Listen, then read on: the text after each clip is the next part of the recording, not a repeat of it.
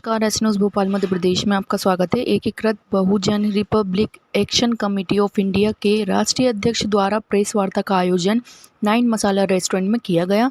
भोपाल लोकसभा संसदीय क्षेत्र इंडिया गठबंधन के कांग्रेस प्रत्याशी अधिवक्ता अरुण कुमार श्रीवास्तव समर्थन में प्रेस वार्ता का आयोजन किया गया।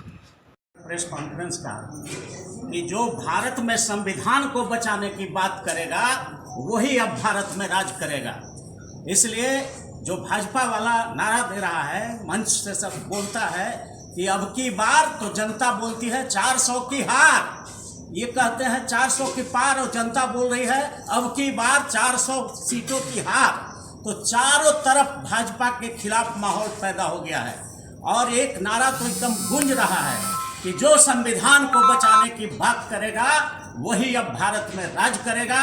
और इंडिया गठबंधन पूरे देश में संविधान की रक्षा के लिए चट्टान की तरह खड़ा हो गया है। इसलिए इस बार कहीं से भी वो 100-150 सीट से ऊपर नहीं जा रहे हैं। और इंडिया गठबंधन का, मैं बिहार से आ रहा हूँ, बिहार में 40 लोकसभा क्षेत्र है, उसमें 10 भी नहीं पार करने जा रहा है एनडीए का गठबंधन, और वहाँ बहुत जबरदस्त रिजर्वमेंट है। तो अब हम ये बोल रहे हैं, राहुल गांधी जी हमारे नेता हैं इंडिया गठबंधन के, वो पूरे देश में कह रहे हैं कि हम 90% जो गरीबों का हिस्सा छीना गया है, अनुसूचित जाति का, जनजाति का, अत्यंत पिछड़े वर्ग का, ओबीसी का, माइनॉरिटी का, सामान्य वर्ग में जो गरीब हैं, उन सबों का जो हक छीना गया है, आज न्यायपालिका में हिस्सेदारी नहीं मिल रहा है, कार्यपालिका में नहीं मिल रहा है, विधायिका में नहीं मिल रहा है, प्राइवेट सेक्टर के सरकारी मीडिया में हिस्सेदारी गरीबों की नहीं मिल रही है। तो जो सारे चारों तंत्रों में 90% हिस्सेदारी की बात करेगा वही भारत में राज करेगा। और ये नारा पूरा गुंजायमान है।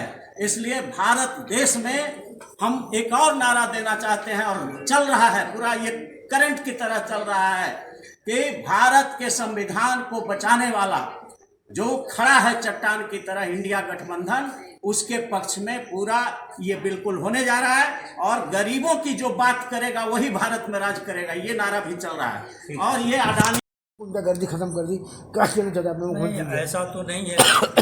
मैं उत्तर प्रदेश से और प्रदेश कांग्रेस समिति का मैं सदस्य भी हूँ और स्थानीय स्तर पर भी जो जिला समिति है उसका भी मैं उपाध्यक्ष हूँ। ये कहना कि उत्तर प्रदेश राज्य में जो है वो सफाया हो गया गुंडों का, बड़ा शांति व्यवस्था, ऐसा है नहीं। ये केवल कहने की बात है और केवल ये पेपरबाजी ही है। हमारे उत्तर प्रदेश में अनुसूचित जात, पिछड़ा वर्ग, अत्यंत पिछड़ा वर्ग, अल्पसंख्यक, ये बहुत ही दीनहीन अवस्था में है। इनकी कहीं कोई पूछ नहीं है, इनका कोई संरक्षण नहीं मिल रहा है और ये हर तरह से ये प्रताड़ित किए जा रहे हैं। कुछ लोगों का राज है, ये सही बात है, और विकास तो सामान्य बात है, विकास तो करना ही है, सड़क बनना है, योजनाएं लागू होनी है, ये तो सामान्य बात है। तो इसको लेकर हम बहुत विकास की बात नहीं करेंगे। विकास तो उसमें होना चाहिए कि जिसमें देश का जो गरीब है, मजदूर है, छात्र है, किसान है, वो जो है राष्ट्र की धारा में आए, उनके मांगों को माना जाए, तब हम ये मानेंगे कि विकास की बात हो रही है। उनको तो छात्रों पर तो लाठी बरसाया जा रहा है उत्तर प्रदेश में, वो रोजगार की मांग कर रहे हैं, नौकरी की मांग कर रहे हैं। 18,000 कुछ 38,000 कुछ जो है वो शिक्षकों की भर्ती हुई, आज तक भी वो क्लियर नहीं हो पाया है। आज तक वो न्यायालय के उसमें पड़ा हुआ है और वो क्लियर नहीं हो पाया, उसमें रिजर्वेशन नहीं दिया गया। इतनी बड़ी बात क्या चाहते हैं कांग्रेस सरकार और बीजेपी सरकार के अंदर आपके उत्तर प्रदेश में क्या हालात हैं? ये हालत तो देखिए, अब जैसा कि बीजेपी जो ऐसा उम्मीद करती है वैसा तो उत्तर प्रदेश में अब नहीं है और ये कांटे की लड़ाई जो है हर जगह पर है। और हमें ऐसा लगता है कि 50-50 जो है इंडिया गठबंधन और बीजेपी का होगा। हम लोग यहाँ जो इकट्ठे हुए हैं, श्री अरुण कुमार श्रीवास्तव जो कि कांग्रेस इंडिया गठबंधन की तरफ से प्रत्याशी हैं। हमारा जो Ekikrit Bahujan republic action committee of India है, यह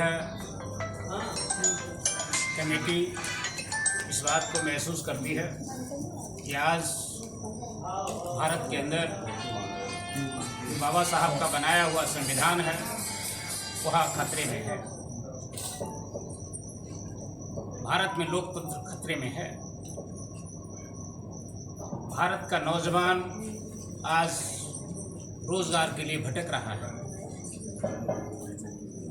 भारत की अधिकांश जनता आज गरीबी की तरफ बढ़ रही है, भुखमरी की तरफ बढ़ रही है। देश में आज एक ऐसा वातावरण पैदा कर दिया गया है जहां डर और भय व्याप्त है। इस डर और भय को समाप्त करने के लिए हम लोगों ने निर्णय लिया कि इंडिया गठबंधन के प्रत्याशी श्री अरुण कुमार श्रीवास्तव जी को भरपूर समर्थन दिया जाए। आज 1 मई है। 1 मई पूरे विश्व में मजदूर दिवस के रूप में जाना जाता है।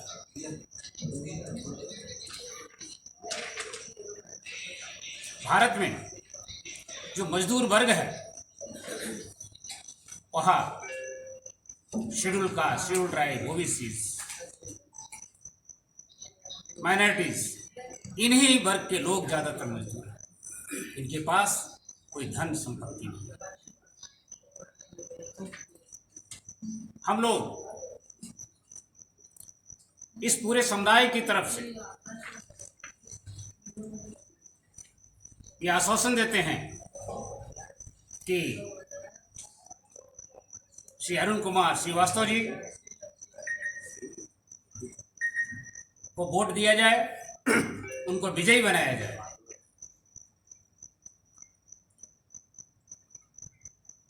और बाबा साहब ने जो भारतीय संविधान की रचना की, जिसके अंतर्गत हर मानव को बिना किसी जाति, धर्म, भेद के आगे बढ़ने का अवसर दिया, इस संविधान को बचाया जाए, इसकी रक्षा की। भारतीय जनता पार्टी किन किन नीतियों से आप विरोध करते हैं? देखिए, भारतीय जनता पार्टी का अगर आप संविधान, जो कि इन्होंने इलेक्शन कमीशन ऑफ इंडिया में रजिस्टर्ड कराया है, उसमें बहुत क्लियर कहा है कि हम ह्यूमनिज्म और भारतीय संविधान के अंतर्गत काम करेंगे। लेकिन अफसोस है, दुख है कि जिस शब्द को लेकर के इन्होंने रजिस्ट्रेशन कराया, उन्हीं के खिलाफ ये लोग काम कर रहे हैं। देश को ऐसे अंधकार की तरफ ढकेल रहे हैं, अंधविश्वास की तरफ ढकेल रहे हैं, जहां मानव का विकास नहीं हो सकता है, इंसान का विकास नहीं हो सकता है। इंसान का अगर विकास करना है, इंसानियत को जिंदा रखना है, मानवता को जिंदा रखना है, तो मानवता के लिए कार्य करना पड़ेगा। हर एक को इंसान समझना पड़ेगा, हर एक को बराबर समझना पड़ेगा। धर्म, जाति की राजनीति समाप्त करनी पड़ेगी। और भारतीय जनता पार्टी आज के समय में धर्म और जाति की राजनीति कर रही है। यह जो विकास के मुद्दे हैं, जो आम जनता के मुद्दे हैं, उन पर कोई चर्चा नहीं कर रही है, देश के लोगों को भ्रमित कर रही है। इसलिए हम चाह रहे हैं कि देश की जो जागरूक जनता है वह जागरूक हो और समझे कि हमारे हक वास्तव में कौन दिला सकता है। क्या हम सिर्फ धर्म और जाति की राजनीति करके अपने हकों को पा सकते हैं?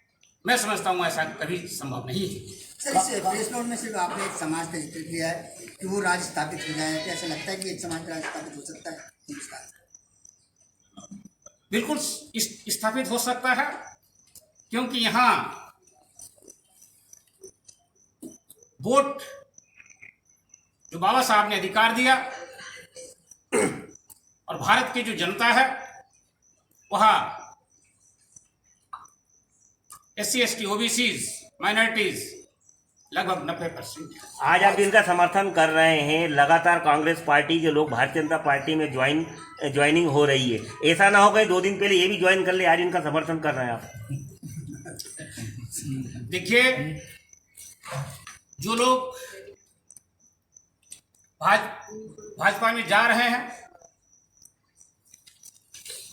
वह किसी मजबूरी में जा रहे हैं, किसी डर और भय में जा रहे हैं।